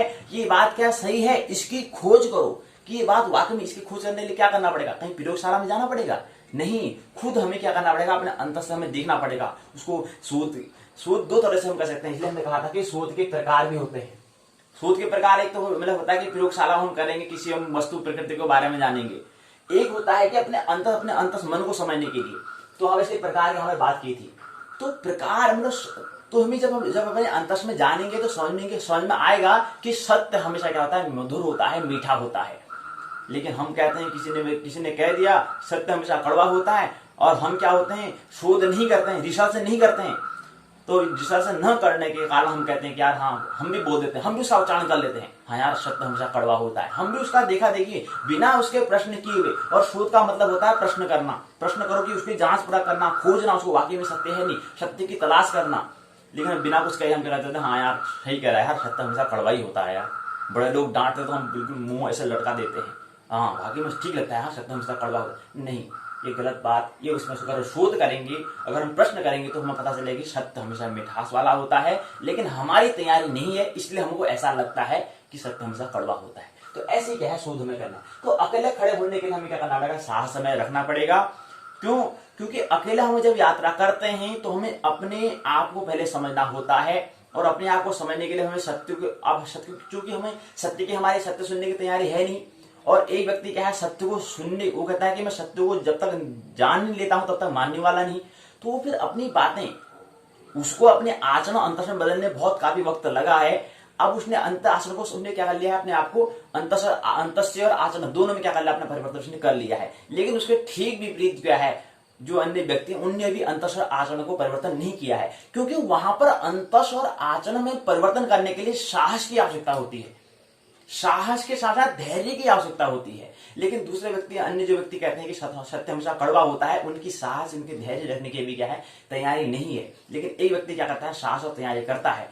इसलिए यहाँ पे क्या होता है कि जो व्यक्ति, अकेला व्यक्ति ही क्या कर सकता है, साहस कर सकता है, अकेले रहेगा, ध्यान में जाएगा, प्रेम में जाएगा, उसका अनुभव लेगा, अनुभूति प्राप्त करेगा। भीड़ में कभी कोई अनुभव नहीं आता है, ये ख्याल रखना चाहिए। चाहे कितने ही बड़े वैज्ञानिक क्यों न हो, उनने कभी भीड़ में ये ऐसे विज्ञान का सृजन नहीं किया है। चाहे वैज्ञानिक अल्बर्ट आइंस्टाइन क्यों न हो, चाहे वैज्ञानिक न्यूटन क्यों नहीं हो, चाहे वैज्ञानिक फैराडे ही क्यों ना हो, कोई भी वैज्ञानिक है, उनने ऐसे ही भीड़ में किसी के विचार को लेकर उन्होंने सृजन नहीं किया है विज्ञान का। उनने अकेले में जाकर उसमें विचार किया, चिंतन किया, मनन किया, तब जाके विज्ञान का उन्हें सृजन दिया है। चाहे वो विज्ञान का जगत हो, चाहे धर्म का जगत हो, चाहे अध्यात्म का जगत हो, तीनों जगत में क्या करना पड़ता है, हमें अकेले से पहले हमें क्या करना पड़ता है, यात्रा करनी पड़ती है। उसी के माध्यम से यहाँ पर कहा है कि अकेले खड़े होने का साहस रखो, चाहे सारी दुनिया आपके विरोध में क्यों ना हो जाए, आपके ठीक विरोध में क्यों ना हो गए। क्योंकि दुनिया मतलब क्या होता है, दुनिया मतलब होता है समूह, और समूह मतलब होता है किसी व्यक्ति ने खोज नहीं की है। मतलब किसी समूह मतलब किसी व्यक्ति ने कह दिया विचार, किसी व्यक्ति ने कह दिया कोरोना, ये बीमारी का नाम कोरोना है, बोल दिया भाई कोरोना होता है, हाँ कह दिया। अगर 100 व्यक्ति कहेंगे, 100 व्यक्ति में 90 व्यक्ति कोरोना को बिना कुछ समझे हुए कहेंगे हाँ कोरोना बीमारी है, हाँ भाई कोरोना बीमारी, बोल दिया। मतलब किसी व्यक्ति ने नाम दिया, उसमें बिना कुछ खोज के, बिना कुछ शोध के, बिना कुछ प्रश्न के किए हुए, बिना कुछ चिंतन, बिना कुछ मनन के बोल दिया हाँ यार शोध का नाम हाँ कोरोना ही है, कोरोना ही है। लेकिन कोरोना तो एक नाम है, तो हमने उस पर जो कोई चीज हम कह रहे हैं उस पर हम प्रश्न कर रहे हैं नहीं कर रहे हैं, ये हमारा निर्भर करता है। और शोध का जो हमारे यहाँ पर आज की जो हमारी बैठक है, जिसमें हम आज का जो NTA NET UGC का हम शोध की एप्टीट्यूड की हम बात कर रहे हैं, तो यही उसका महत्वपूर्ण सूत्र होता है कि हमें मानना नहीं है, हमें अकेले खड़े रहना है, अकेले हमें यात्रा करनी चाहिए। अकेले खड़े होने का हमें साहस रखना पड़ेगा, क्योंकि अकेले हम बहुत अच्छा हम अपने आप को जानते हैं, अकेले हम हमको जानते हैं। क्योंकि अकेले में क्या होता है, अकेले में ही कहीं की विपत्ति के समय में, अकेला होना मतलब अपने आप को विपत्ति में डालना, अकेला मतलब होना अपने आप को विपत्ति में डालना। और विपत्ति के क्षण ही क्या होता है, जब भयानक परिस्थिति आती है, उसी क्षण में क्या होता है, हमारा कौशल, हमारा हुनर क्या होता है, बाहर निकलता है। याद रखना चाहिए, विपत्ति के समय में क्या होता है, हमारा हुनर, हमारा कौशल बाहर आता है। कहने का मतलब है कि एक व्यक्ति परीक्षा देने जाता है तो उसके बीच में घबराहट हो रही है, इसका मतलब क्या होगा, अर्थात विपत्ति, उसको भय लग रहा है। अगर उसका भय की तीव्रता और तेज बढ़ जाएगी तो उसके अंदर जो कौशल है, वो हुनर जो है वो बाहर निकल आएगा।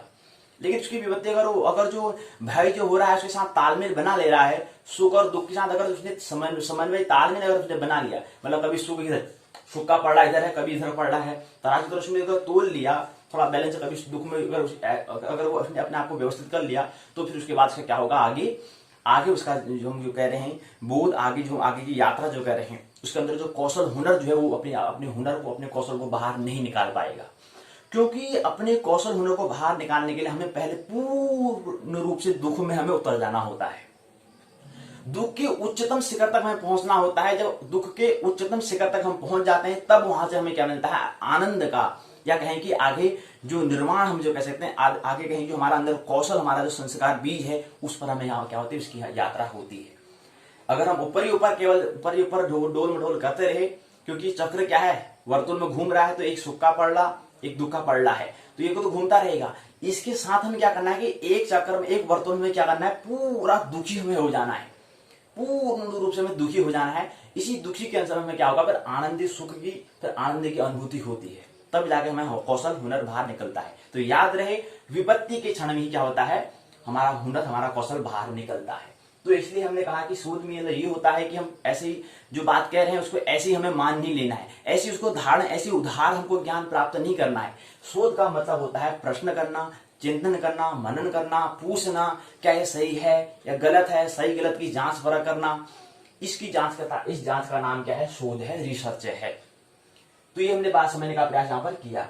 तो आइए आज के हम पाठशाला जो हमारा भाग 1 जो है पूर्ण होता है, आइए भाग 2 में प्रवेश करें। भाग 2 जो है,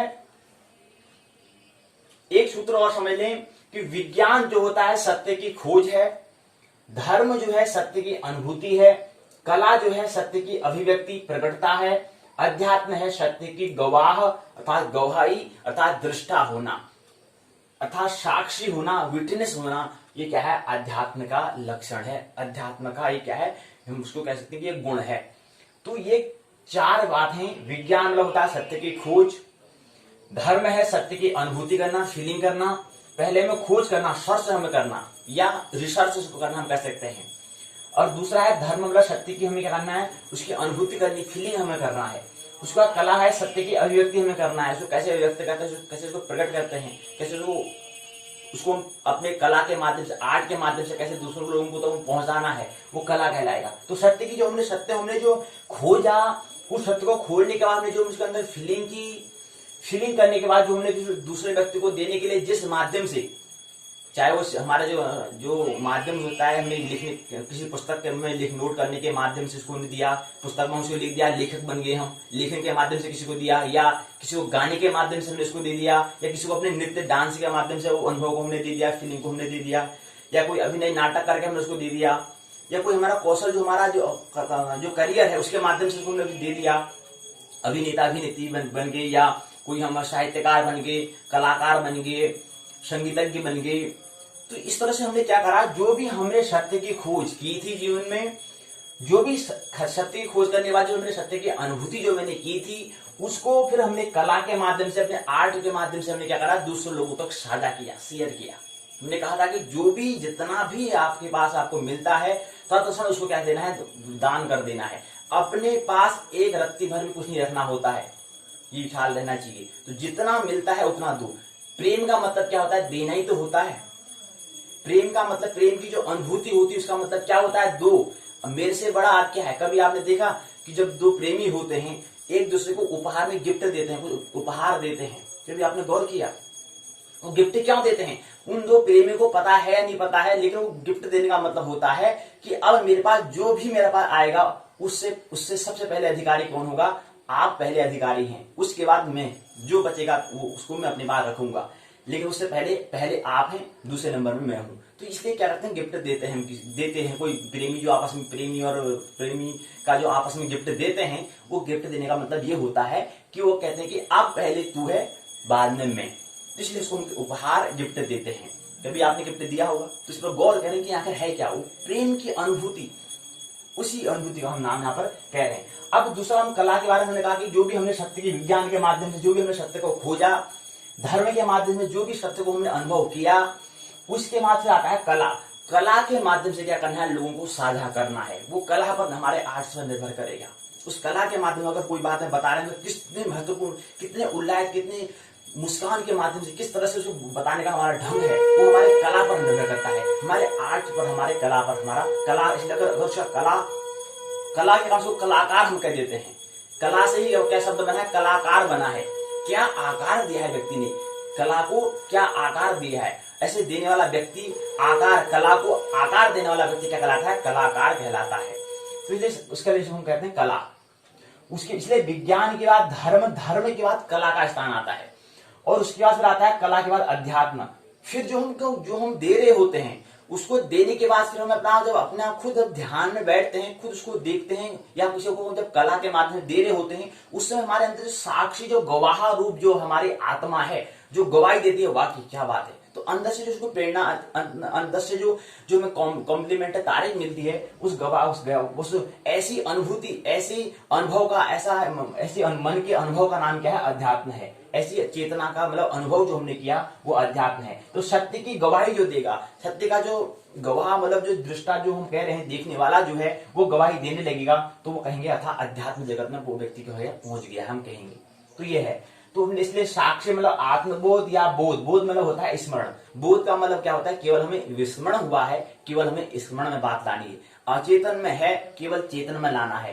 कोई भी हमारा बीज रूप जो अचेतन में जो पड़ा है, उसको चेतन में लाने के लिए पूरी शिक्षा व्यवस्था है। पूरी शिक्षा की ऐसी व्यवस्था, ऐसे कार्यक्रम हम वहां पर करते हैं, ऐसे प्रोग्राम यहाँ पर करते हैं, ताकि उस जो व्यक्ति के अंतर्गत ऐसे, चाहे वो कला से संबंधित हो, या विज्ञान से संबंधित हो, या नृत्य गायन के माध्यम से हो, संगीत के माध्यम से हो, पूरा उसका मतलब यही होता है कि जो उसके अंतस में जो बीज पड़ा है, उसका कौन सा, उसका गायन के क्षेत्र में है तो गायकार बन जाएगा, संगीत के क्षेत्र में तो संगीतकार बन जाएगा। तो ऐसे अनेक विश्वविद्यालय में, पाठशाला में, या विद्यालय में, जो भी हो, पाठशाला में जो कार्यक्रम रखे जाते हैं, वो कार्यक्रम बहुत सारे इसलिए रखे जाते हैं, व्यक्ति चुने कि उसके अंदर जो संस्कार बीज में कौन सा उसके अंदर हुनर कौशल पड़ा है, और उसके लिए शिक्षक के माध्यम से शिक्षक उसको समझाने का प्रयास करता है कि हाँ, इसके व्यक्ति में ये है, तो इस व्यक्ति को ये वाला विषय पर ज्यादा फोकस, ध्यान देना चाहिए, क्योंकि इसके अंतर्गत यही है। क्योंकि संगीत गाना बड़ा, क्या संगीत बजाता है, क्या ढोलक बजाता है, क्या गाना गाता है, क्या भाषण देता है, क्या नृत्य करता है,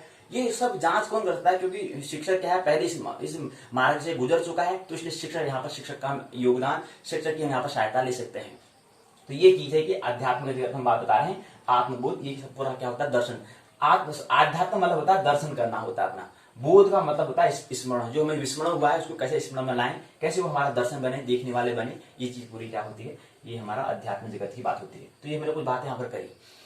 अब आइए इकाई भाग, पाठशाला का भाग एक जो है, पाठ्यचर्या, प्रश्नोत्तर चर्चा। प्रश्न पूछा गया था, क्योंकि एनटीए, एनईटी, यूजीसी भी एक प्रश्न के अंतर्गत ही आता है, इसलिए इसको यहाँ पर क्यों प्रश्नोत्तर चर्चा में रखा है। और दूसरा हमने बताया कि स्त्री का गृहस्थ जीवन जो कार्यक्रम है, ये भी प्रश्न पूछा गया था, इसलिए इसको हमने भाग एक, पाठ्यचर्या, प्रश्नोत्तर चर्चा था, करिकुलम में रखा, भाग एक में रखा, पाठशाला का भाग एक में रखा है। अब भाग 2 में आइए हम अपने क्रम में चलते हैं। भाग पाठशाला का भाग 2 है पाठ्यक्रम, पाठ्यचर्या, पाठ चर्चा जो है, पाठ पर जो हम चर्चा कर रहे हैं, डिस्कस कर रहे हैं, आइए उसमें प्रवेश करें। तो क्या है, यहाँ पर है JY 102 जन्म कुंडली निर्माण, खंड 5। इकाई का नाम, जो खंड है उसका नाम है दशा साधन, इकाई का नाम है योगिनी दशा एवं अंतर साधन।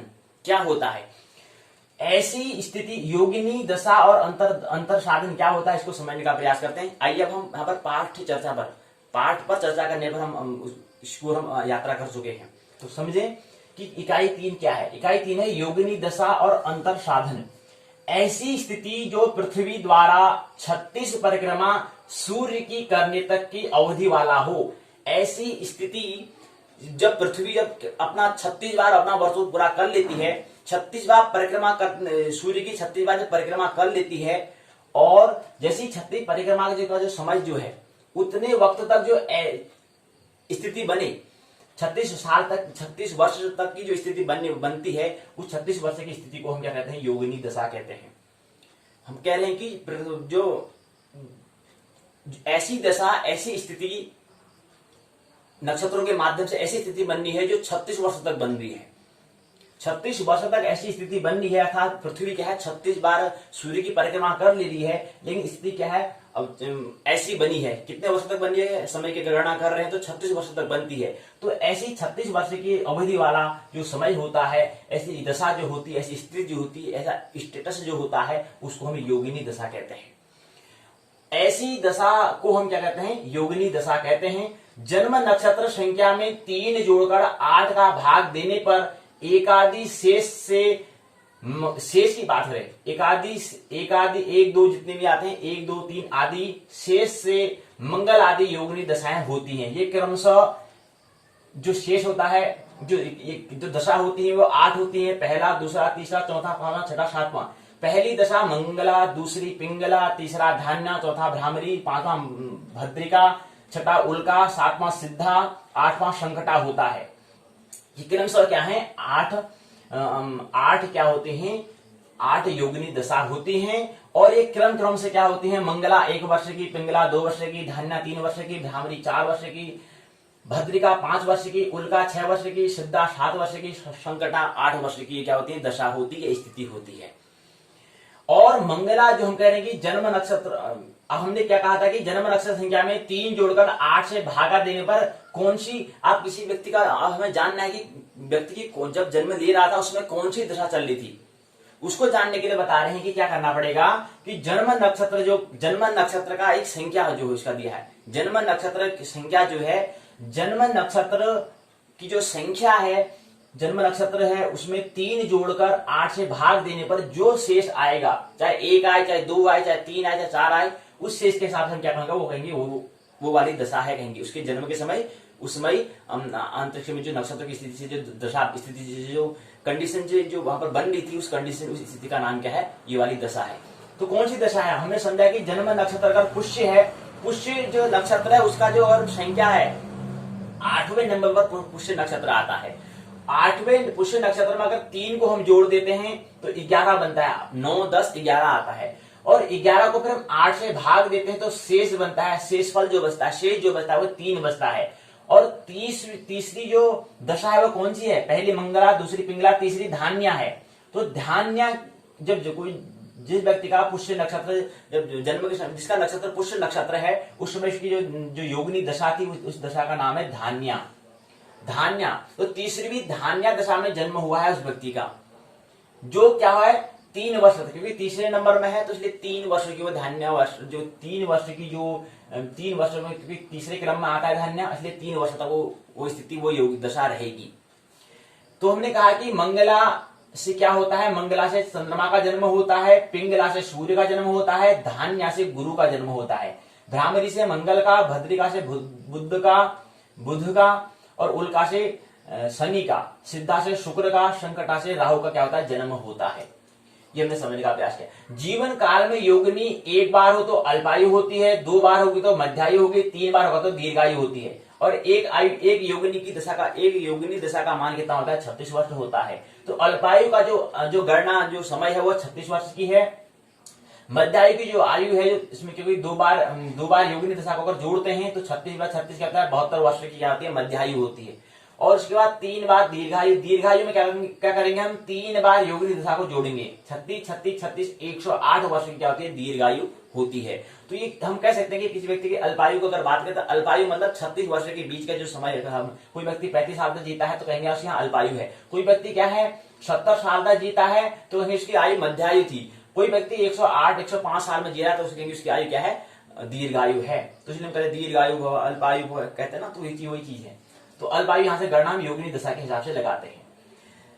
अब एक प्रश्न और पूछा है, प्रश्न यह है कि घड़ी शादी विवाह में फेरे जो लेते हैं, मंदिर में जो परिक्रमा होती है, जब ताले को हम खोलते हैं चाबी के माध्यम से, जब इसको खोलते हैं, अंतरिक्ष में जो स्थित जो मौजूद जो पिंड हैं वो पूर्व से पश्चिम दिशा की ओर गति कर रहे हैं, इस गति का ढंग कौन सा है। घड़ी में सुई की गति, शादी में जो हम मंडप जो है उसकी जब उसकी चारों जब फेरे लेते हैं, वो मंदिर में जब हम परिक्रमा करते हैं उसकी गति, ताले के माध्यम से हम ताले को चाबी के माध्यम से खोलते हैं तब, और अंतरिक्ष में जो मौजूद जो पिंड है जो गति कर रहे हैं पश्चिम से पूर्व से पश्चिम की ओर, ये कौन सी गति कहलाएगी, कौन सा वर्त कहलाएगा, दक्षिणावर्त कहलाएगा, कौन सा ढंग है गति करने का, कौन सा ढंग है। कौन सी गति कहलाएगी, दक्षिणावर्त कहलाएगी, वामावर्त कहलाएगी, या दोनों कहलाएगी, या कोई भी नहीं कहलाएगी, एक प्रश्न बना है। तो ख्याल रहना चाहिए, घड़ी में सुई की गति देखें, वो गति, उसकी गति किस दिशा में हो रही है। वो अगर गति हमारी क्या हो रही है, दाएं हाथ से अगर हो रही है, दाएं हाथ के तरफ से अगर हो रही है, कहने का मतलब है कि अगर ऐसे गति अगर हो रही है, दाएं से ऐसे घूमते हुए आ रही है, तो वो दक्षिणावर्त कहलाएगी, अर्थात दाएं, अर्थात क्या कहलाएगी, दक्षिणावर्त कहलाएगी। अगर वही गति ठीक विपरीत अगर बाएं हाथ से होकर जा रही है, तो वो गति क्या कहलाएगी, वामावर्त कहलाएगी। ऐसी गति को हम कहेंगे, क्या कहेंगे, वामावर्त कहेंगे। दक्षिणावर्त और वामावर्त, दक्षिणावर्त को हम क्लॉकवाइज कहते हैं और वामावर्त को एंटी क्लॉकवाइज हम इसको कहते हैं। ख्याल रहना चाहिए, हमने क्लॉकवाइज कहा है, क्लॉक माने हम घड़ी कहते हैं और वॉच माने हम घड़ी कहते हैं। क्लॉक माने होता है दीवार घड़ी, वॉच माने भी घड़ी होता है। तो क्लॉकवाइज मतलब होता है कि जैसे घड़ी घूम रही है, इसलिए इसको हमने दक्षिणावर्त मतलब होता है जो घड़ी जो होगी वो हमेशा क्या होगी, दक्षिणावर्त को घूमती है, अर्थात क्या है, दाई हाथ से होकर घूमती है। देखा आपने कभी, हमेशा क्या होगी, दाएं हाथ से होकर चलेगी जैसे हम। और ये जो घड़ी घूम रही है और जो शादी फेरे में जो हम बात करते हैं वो भी क्या होता है, हमेशा दक्षिणावर्त होते हैं, हमेशा क्या होते हैं, क्लॉकवाइज होते हैं। और मंदिर में जब हम परिक्रमा करते हैं वो भी क्या होता है, दक्षिणावर्त होता है। ताले में जब चाबी से खोलते हैं तब भी कौन सी गति होती है, कौन सी गति होती है, गौर करना चाहिए। तो वो भी क्या होती है, दक्षिणावर्त होती है, अर्थात क्लॉकवाइज होती है। और उसके बाद दूसरा है एंटी क्लॉकवाइज होता है, वामावर्त मतलब बाएं हाथ से जो गति, बाएं हाथ की तरफ जो गति जो हो रही है वो वामावर्त कहलाता है, एंटी क्लॉकवाइज कहलाते हैं। तो क्लॉक का मतलब घड़ी से संबंधित है, क्योंकि घड़ी जो करती है हमेशा दक्षिणावर्त करती है, अर्थात क्या करती है, क्लॉकवाइज गति करती है। ये बात हमने समझने का प्रयास हमने किया है। और हमने कहा था कि विंशोत्तरी दशा 120 वर्ष की होती है, अष्टोत्तरी दशा 108 वर्ष की होती है, योगिनी दशा 36 वर्ष की होती है। ये हमने समझने का प्रयास किया। यहां पर एक बात और है कि हमने बताया कि प्रसारण जो हो रहा है बीजेपी स्वाध्याय के माध्यम से प्रसारण हो रहा है। बीजेपी स्वाध्याय एक यूट्यूब चैनल, यूट्यूब द्वार का नाम है। प्रसारण बताया प्रस्तुति बीजेपी संस्था द्वारा, भूमंची ज्योतिष पाठशाला के माध्यम से क्या हो रहा है, इस संस्था जो है इसके माध्यम से यहाँ पर इसकी द्वारा प्रस्तुति हो रही है। और प्रस्तुतकर्ता जो है ज्योतिर्मयी, और उसका जो संस्था का जो उसका ध्येय जो है ज्योतिर्गमयी और बीजेपी स्वाध्याय, भूमंची ज्योतिष पाठशाला, भूमंची ज्योतिष स्वाध्याय। ये क्या है, हमने बता दिया कि प्रसारण यूट्यूब के माध्यम से, और प्रस्तुति बीजेपी संस्था और प्रस्तुतकर्ता ज्योतिर्मयी, और उसका ध्येय ज्योतिर्गमयी मतलब प्रकाश जहां पर है, अंतस्व की हम बात कर रहे हैं। तमसो मां ज्योतिर्गमय हम नहीं कहेंगे, केवल ज्योतिर्गमय हम कहेंगे। ज्योतिर्गमय मतलब होता है केवल अंतस की हमें क्या करना है, ज्योतिर्गमय हमने कहा क्योंकि केवल हमें विस्मरण से स्मरण हमें करना है। हमें जो विस्मृति हुई है उसको केवल स्मृति में हमें लाना है, केवल ख्याल में हमें लाना है, केवल उसको हमें रिमेम्बर याद हमें करना है। इसलिए हमने ज्योतिर्गमय कहा है। तमसो मां ज्योतिर्गमय ये सूत्र हमने नहीं कहा, केवल ज्योतिर्गमय, केवल स्मरण करो पर्याप्त है, केवल दर्शन करो, देखो बस। कैसे अपने आप को देखना, कैसे आपको दिख जाए कि मैं तो देखने वाला हूँ। कर्म तो कुछ कोई और कर रहा होता है, प्रकृति के द्वारा होता है, प्रकृति के 3 गुणों के द्वारा होता है, सत्व रजतम के द्वारा होता है। मैं तो देखने वाला हूँ, मैं तो प्रकृति के बाहर हूँ, मैं तो ब्रह्म हूँ, मैं तो आत्मा हूँ। इसलिए हमने क्या कहा, ज्योतिर्मय और ज्योतिर्गमय नहीं बताया। तो आइए आप विश्वविद्यालय के पाठ्यक्रम के माध्यम से समझने का प्रयास करते हैं। तो मैंने कहा कि क्या है ये विश्वविद्यालय, क्या है, इकाई तीसरी है, योगिनी दशा और अंतर्साधन। इकाई संरचना, प्रस्तावना, उद्देश्य, योगिनी दशा परिचय, योगिनी दशा की परिभाषा, स्वरूप, योगिनी दशा का फल, बोध प्रश्न, सारांश, परिवेश, शब्दावली। बोध प्रश्न के उत्तर, संदर्भ ग्रंथ सूची, निबंधात्मक प्रश्न यहाँ पूछा गया है। प्रस्तावना बता दें कि क्या है, खंड 5वीं की तृतीय इकाई योगिनी दशा नामक की क्या है इकाई है। इकाई का नाम क्या दिया है, योगिनी दशा दिया है, और अंतर्साधन इकाई का नाम दिया है। दशा में योगिनी दशा एक महत्वपूर्ण है। इसका जो कुल वर्ष जो होते हैं 36 वर्ष का होता है। योगिनी दशा में मंगला से लेकर संकटा तक 8 प्रकार के योगों का उल्लेख है। मंगला से लेकर के संकटा, मंगला, पिंगला, धान्या, भ्रामरी, भद्रिका, उल्का, सिद्धा, संकटा, ये क्या है, 8 योगों का क्या है उल्लेख है। इसलिए योग बनते हैं योगिनी, इसलिए इसको हमने कहा योगिनी मतलब योग शब्द से बना हुआ है। योग क्या मतलब होता है, जुड़ना अर्थात मिलन, योग कहते हैं। तो इसलिए योगिनी दशा कुछ बन रहा है। तो इस शब्द का शब्द जो दिया है, शब्द पर भी हमें गौर करना चाहिए। योगिनी मतलब योग से योगिनी बना है। योग किसे कहते हैं यह पहले हमें समझना होगा, तब जाकर योगिनी दशा जो शब्द उसका नाम है, दशा का नाम योगिनी नाम दिया है, वो हमें समझ में आएगा। योगिनी दशा में मंगला अभी बता दिया। योगिनी दशा में अपने नाम के योगिनी दशा अपने नाम के स्वरूप फल देते हैं। भगवान शिव के इसके उत्पत्तिकर्ता माने जाते हैं। संपूर्ण भारतवर्ष में उत्तर के प्रांतों में इसका अधिक प्रचलन आता है। यहाँ पर हमने समझने का विश्वोत्तरी दशा और अष्टोत्तरी दशा फल का भी हमने विचार करा। इसके बाद हम योगिनी दशा का क्या करते हैं, विचार करते हैं। योगिनी दशा का परिचय क्या है, उद्देश्य बताया, 5 उद्देश्य यहाँ पर दिए हुए हैं, फिर इसका परिचय बता रहे हैं। योगिनी दशाओं के बारे में कहा है कि स्वयं भगवान शिव ने इस दशा को कहा है। इसमें 8 दशा होती है, समझने का प्रयास किया। कैसे इसका साधन करते हैं, उदाहरण के माध्यम से हमने देखा। जैसे हमने कहा था कि यहाँ पर धान्य, तीसरी दशा जो है योगिनी दशा की है, तीसरी दशा वह धान्य दशा है, अर्थात जिसका व्यक्ति का जन्म नक्षत्र अगर क्या है, पुष्य नक्षत्र है। इसमें 3 जोड़ते हैं, 11 बनता है, 11 में उसको 8 से भागा देते हैं तो 3 बचता है। धान्य क्या आती है, धान्य उसकी दशा, योगिनी दशा आती है। ये यहाँ पर समझाने का प्रयास किया है।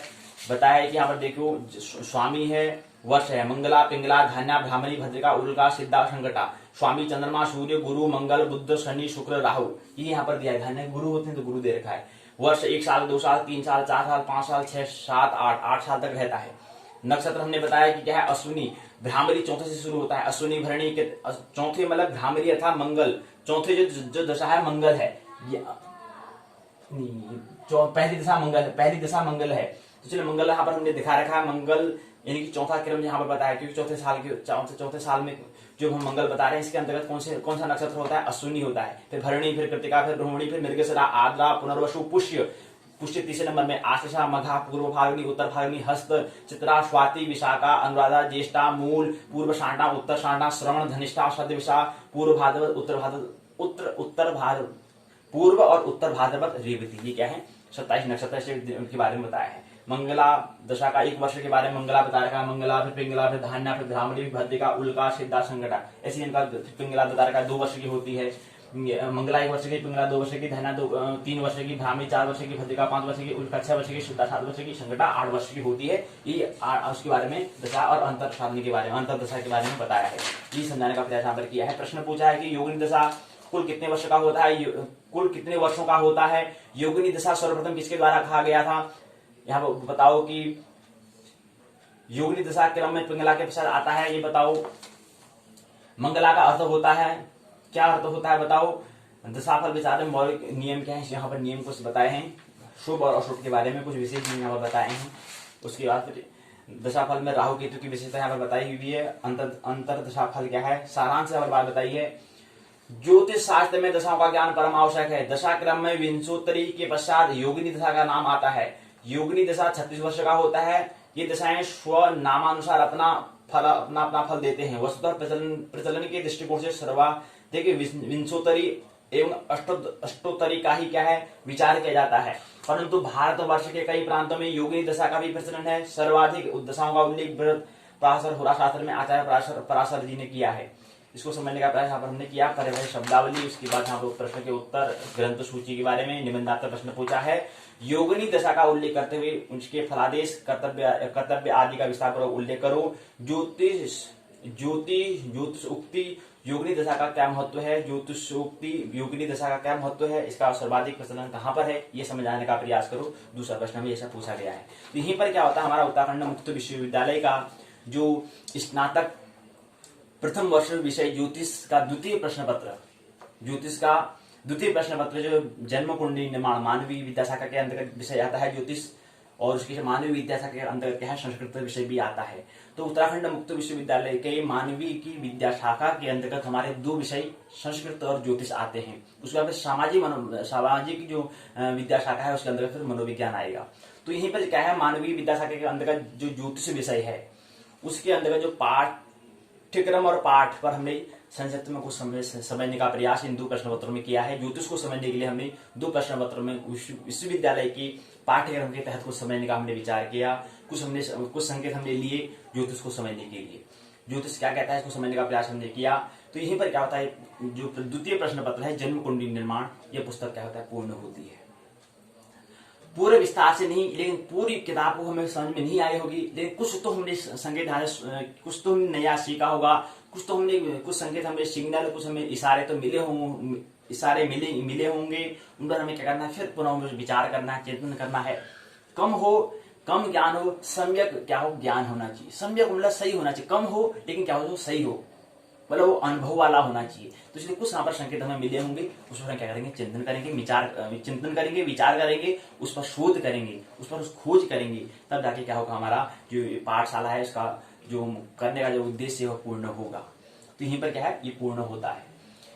और दूसरी बात हमने बताई कि जन्म कुंडली हम निर्माण की अगर बात कर रहे हैं तो यहाँ पर एक बात और समझ लेते हैं कि क्या है जन्म कुंडली रचना, क्या है इसके बारे में। हमने पहले जन्म कुंडली बनाने के लिए जरूरी बातें क्या होती हैं। जन्म कुंडली अगर हम बनाना है, क्योंकि आज पाठशाला अंतिम हो गई है, क्योंकि आपसे ज्यादा विस्तार हम कल 2 प्रश्न उत्तर होंगे तो वहां पर हम उसको ले लेंगे, उसको समझने 2 दिन की क्या होगी, प्रश्नोत्तर चर्चा होगी, वो पाठ्यक्रम से अर्थात सिलेबस से संबंधित होगी, इसलिए पाठ्य चर्चा उसको हम कहेंगे। तो पाठ्य चर्चा के अंतर्गत हम 2 दिन की हमारे पास पाठ्य चर्चा, उसको कुछ प्रश्न उत्तर होंगे, उसको लेंगे। उसके बाद फिर हम क्या करेंगे, संस्कृत विषय जो है उसकी ओर हम प्रवेश करेंगे, उसकी ओर हम यात्रा करेंगे। तो कुछ यहाँ पर बातें होती हैं कि जन्म कुंडली हमारा जो दूसरी पुस्तक का नाम है, मतलब ज्योतिष का जो दूसरी पुस्तक का नाम विश्वविद्यालय ने दिया है उसका नाम है जन्म कुंडली निर्माण। तो जन्म कुंडली नाम की जरूरी बातें क्या होती हैं। सबसे पहला होता है जन्म तारीख, मास और वर्ष के बारे में पता होना चाहिए। दूसरा होता है जन्म समय, रात्रि के 0 बजे से दूसरी रात्रि के 24 बजे तक। तीसरा होता है जन्म स्थान अर्थात जन्म स्थल के अक्षांश और रेखांश। जब तक कि इतनी जानकारी अनिवार्य रूप से होना जरूरी है। इन सभी बातों को ध्यान रखते हुए निर्णय जन्म कुंडली हम बनाते हैं, जन्म कुंडली उसको बनाते हैं, उसका फिर हम निर्णय करते हैं। जन्म का मानक समय क्या होता है, अब हम कह रहे हैं कि समय हमें पता होना चाहिए, जन्म तारीख पता होना चाहिए, तो उसके लिए हमें पहले मानक समय पहले हमें मानक समय हमें पता होना चाहिए, क्योंकि हमें शुरुआत कहाँ से करनी है, जहां पर हम हैं वहीं से हमें शुरुआत करनी है। पहले हमें मानक समय देखना, जो हम टाइम कहते हैं, जो हम टाइम कहते हैं आमतौर पर जो जीवन में लाते हैं वो समय मानक समय होता है। पहले हमें मानक समय को समझना होगा। उसके बाद हमें स्थानीय समय के बाद फिर आता है स्थानीय मानक समय को हमें समझना होगा। देखो हमने कहा था कि सूर्योदय आज यहाँ पर 6:18 में हुआ था। ये क्या है, स्थानीय हल्द्वानी के स्थानीय मानक समय के आधार पर क्या है 6:18 में सूर्योदय हुआ है। ये क्या है, स्थानीय मानक समय है, क्या कह सकते हैं, स्थानीय समय है, इसको हम कहेंगे। ऐसे ही स्थानीय मानक समय ये है, ऐसे ही भारतीय मानक समय के आधार पर क्या है, सूर्योदय 6:30 में सूर्योदय हो रहा है। ये 18 और यहाँ पर 30 से 12 मिनट का क्या अंतर है, ये 12 मिनट का अंतर मानक समय और स्थानीय मानक समय में अंतर है। ये स्थानीय समय यहाँ पर जो हल्द्वानी क्षेत्र है यहाँ पर सूर्योदय 6:18 में हो रहा है, लेकिन पूरे भारत में अगर उसकी मानक की अगर बात करते हैं वहां पर वो क्या कहेंगे 6:30 बजे सूर्योदय होता है। अगर भारत की अगर हम बात करेंगे तो भारत में सूर्योदय कितने बजे हुआ, आज 6:30 बजे हुआ। लेकिन अगर हम कहेंगे हल्द्वानी क्षेत्र में अगर बात करते हैं वहां पर सूर्योदय कितने बजे होता है, या कहें कि हल्द्वानी क्षेत्र से मतलब थोड़ा और बड़ा क्षेत्र लेते हैं, नैनीताल जिले की हम अगर बात कर लेते हैं तो नैनीताल जिले में सूर्योदय कितने बजे हुआ, वो 6:18 में सूर्योदय हुआ है। तो ये स्थानीय मानक समय और मानक समय में भी क्या है, भेद है। लेकिन 6:18 में सूर्योदय हुआ, ये तो क्या है, हम समय मानक समय के आधार पर कर रहे हैं। लेकिन एक्चुअल समय जो होता है वो अगर उसकी हम अगर बात करें, जब सूर्योदय प्रारंभ होता है वो समय होता है, तो वह है वास्तविक समय, वो क्या कहलाता है, समय कहलाता है। एक ये स्थानीय मानक समय कहलाएगा 6 बजे 6:18 में सूर्योदय होता है, हर जगह होगा, हर घड़ी में यही बताएगा। स्थानीय मानक समय के आधार पर कोई 6 बजे बताएगा, या 6 में थोड़ा यहाँ पर भारतीय मानक समय और यहाँ पर हल्द्वानी क्षेत्र का जो नैनीताल जिले का जो मानक समय है उसमें भी स्थानीय समय में क्या है, थोड़ा बहुत अंतर है, 12 मिनट का अंतर है। ऐसे ही क्या होगा, अन्य देशों में भी क्या होगा, स्थानीय और मानक समय में क्या होगा, अंतर होगा। स्थानीय मानक समय में और मानक समय में अंतर होगा। लेकिन वास्तविक स्थानीय समय क्या होता है, जब व्यक्ति का जब सूर्य उदय होता है तब से समय की हम शुरुआत करते हैं। तो सूर्योदय हमेशा क्या होता है, जब सूर्योदय प्रारंभ होता है तब से हम समय की गणना प्रारंभ करते हैं। कहने का मतलब है सूर्योदय 6:18 में हुआ है, अर्थात 6:30 को अगर हम राउंड फिगर मान लेते हैं 10 बजने वाले हैं, तो 7:30, 8:30, 9:30 यानी कि कम से कम 3.5 घंटा हो चुका है सूर्योदय को आए हुए। ये क्या है, एक्चुअल स्थानीय समय है। ये हम थोड़ा सत्य की और करीब हम यहाँ पर जा रहे हैं। तो सूर्योदय से जब से आया तब से हम समय की प्रारंभ करते हैं, तब से समय की गणना करते हैं, वो स्थानीय समय होता है। ये जो समय है स्थानीय मानक समय है, और वो क्या है तुम्हारा स्थानीय भारतीय मानक समय है, जो 6:30 में कह रहे हैं वो भारत के इस हिसाब से ले रहे हैं। क्योंकि हमने कहा था कि भारत का क्या है, ठीक मध्य अगर भाग करते हैं तो यहाँ पर आधे घंटे का अंतर, यहाँ पर आधे घंटे का, यहाँ पर गुजरात में आधे घंटे के लिए आधे घंटे बाद घटना होती है जो यहाँ पर ठीक मध्य में हो रही है। और ये अर्थात जो यहाँ पर अरुणाचल प्रदेश में जो पहले 1 घंटे जो हुआ है वो गुजरात में 1 घंटे बाद होगा। ये चीज मतलब यहाँ से इस भारत के एक छोर से दूसरे छोर तक के बीच में कितने घंटे का अंतर होता है? 1 घंटे का अंतर होता है। इसलिए यहाँ पर भी 12 मिनट का क्या है स्थानीय और मानव समय में अंतर होता है। ये चीजें, ये 2 घंटे का क्या अंतर यहाँ पर है। तो यहाँ पर बता रहे थे क्या होता है समय के हिसाब से हमें होता है। जन्म स्थानीय समय के बारे में अब हमने कहा कि क्या जन्म कुंडली निर्माण करना है तो हमें 3 बातें हमें ख्याल रखनी है। सबसे पहले जन्म समय में उसका समय, मास और वर्ष के बारे में पता होना चाहिए। उसके बाद जन्म समय, जन्म स्थान और उसके बाद किस जन्म स्थान में हुआ, कौन से स्थान में उसका जन्म हुआ है, कौन सी उसकी तिथि है, कितने बजे हुआ है, ये हमें पता होना चाहिए। 2-3 बातें हमें ख्याल रखनी होती है। क्या है? जन्म तारीख पता होना चाहिए, जन्म समय कितने बजे हुआ है और जन्म स्थान।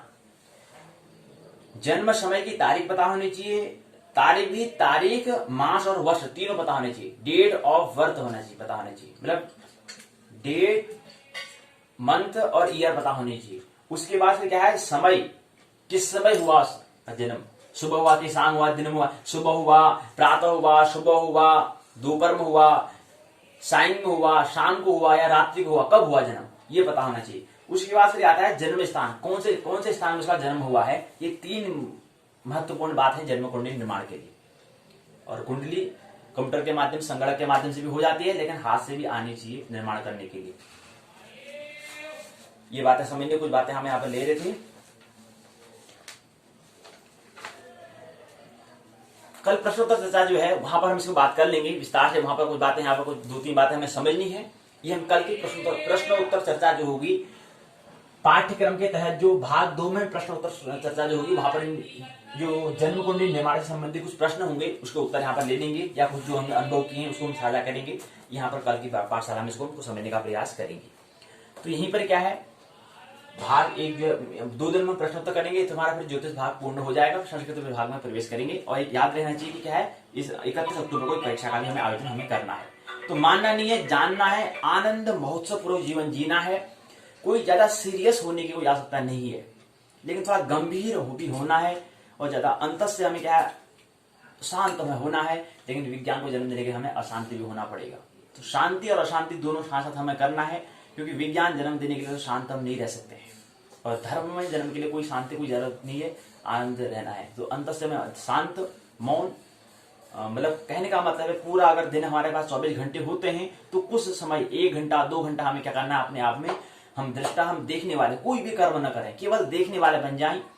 शेष जो 22 घंटे 21-22 घंटे हैं उसमें क्या करें, हम विज्ञान को जन्म दें तो काम बन जाता है। तो क्योंकि ब्रह्मांड जो बनता है ब्रह्म प्लस अंडे के योग से ही बनता है, और उसके मध्य में एक मन है, उसको हम धर्म कहते हैं। और विज्ञान और अध्यात्म है, इनके मध्य में एक धर्म होता है। इन कुछ बातों को हमें स्मरण रखना है।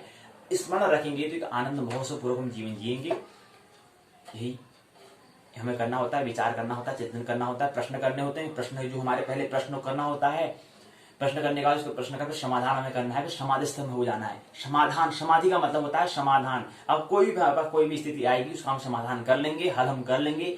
किसी भी शिक्षक की हमें आवश्यकता नहीं होगी। अब हम प्रकृति से एक हो जाएंगे। हम ध्यान में बैठेंगे, ध्यान में जब बैठेंगे तो हम केवल दृष्टा हो जाएंगे, देखने वाले बन जाएंगे। तो उस समय तो हम अपना स्वतः ही हमें क्या हो जाएगा, उसका समाधान हमें मिल जाएगा। क्योंकि हम क्या है, सब क्या है, अहम ब्रह्मास्मि, हम क्या है, मैं ही ब्रह्म हूं, अहम ब्रह्मास्मि, मैं ही क्या हूं, ब्रह्म हूं। इसका अनुभव में हो जाएगा। तो मेरी बातों को मानना नहीं है, जानना है। मेरी बातों को इतने प्रेम पूर्वक शांतिपूर्वक सुना, बहुत बहुत अनुग्रहित हूं। अंत में सबके भीतर बैठे हुए परमात्मा को प्रणाम करता हूं। मेरा प्रणाम स्वीकार करें।